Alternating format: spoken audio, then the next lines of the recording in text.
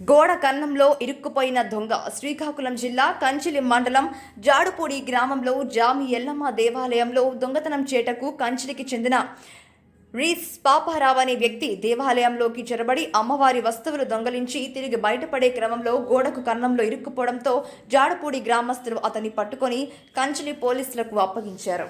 ప్రయత్నిస్తున్నారు.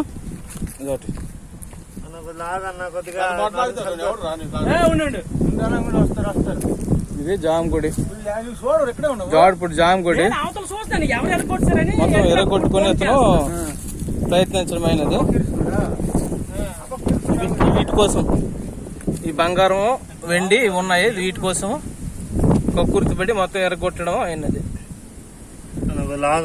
ఎరగొట్టగా ఈ మధ్యలో ఇరుక్కున్నాడు, బయటికి రాలేడు, లోపలికి వెళ్ళలేని పరిస్థితిలో ఉన్న బయట ఉన్నాడు.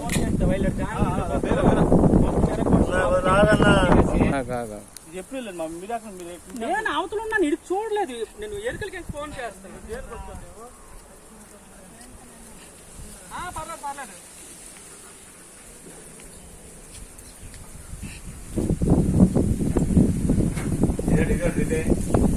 రాడు ఎరగొడుతుంది ఎవరు లేదు,